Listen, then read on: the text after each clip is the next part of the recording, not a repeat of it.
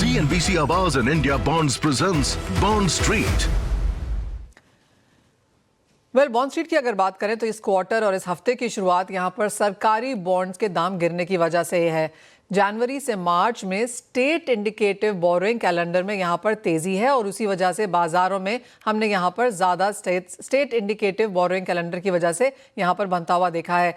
अगर ओवरऑल हम यहाँ पर देखें तो RBI की तरफ से जो पेपर यहाँ पर आया था, जिसके लिए जो मार्केट आवर्स खत्म होने के बाद फ्राइडे को आया था, उस लिहाज से जो स्टेट ट्रेजरी है, जो स्टेट बोरोइंग कैलेंडर है, वो यहाँ पर हमने 5 ट्रिलियन रुपीस का बनता हुआ देखा है। जो मार्केट का एस्टिमेट था वो 4.5 ट्रिलियन का था और क्लियरली क्योंकि यहाँ पर नंबर ज़्यादा बड़े होते हुए नजर आए हैं, उसका सीधा इम्पैक्ट हमने यहाँ पर बनता हुआ देखा। लेकिन ट्रेडर्स को ये भी लगता है कि आगे जाकर शायद RBI यहाँ पर इंटरवेंशन करे कैप यील्ड्स को करने के लिए, तो potential bond purchases secondary market में उस लिहाज से यहाँ पर आ सकते हैं।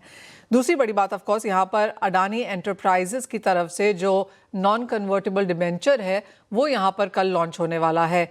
इंटरेस्टिंगली जो लास्ट टाइम ये लॉन्च हुआ था तो हमने यहाँ पर काफ़ी अच्छी सब्सक्रिप्शन देखी थी, 3 साल में ही पूरा का पूरा उठा लिया गया था। तो इस बार जो ये बॉन्ड इशू है ये 6 जनवरी को लागू हो रहा है और 19 जनवरी को यहाँ पर ये बंद होगा। अगर इशू साइज़ की बात की जाए तो वो 1000 करोड़ है। Base size of course 500 crore का है, लेकिन फेस वैल्यू यहाँ पर हमने 1000 करोड़ की बनते हुए देखी है अगर इसको एक्सटेंडेड सब्सक्रिप्शन देखी जाए तो। अब यहाँ पर इसको AA- की रेटिंग दी गई है, स्टेबल आउटलुक, और यहाँ पर बताया गया है इसे इकरा और केयर की वजह से। साथ ही साथ इंटरेस्टिंगली जो अगर आप इसका फुल ऑल टेन्योर देखें तो ये 24, 36 और 60 महीने के लिहाज से है।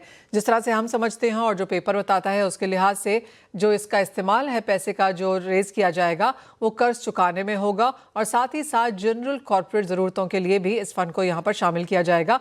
तो इंटरेस्टिंगली कल जब वो यहाँ पर इशू खुलता है, किस तरह से वहाँ पर सब्सक्रिप्शन है, इंटरेस्ट है, वो यहाँ पर बाजार वॉच करेगा। CNBC Awaaz and India Bonds presents Bond Street.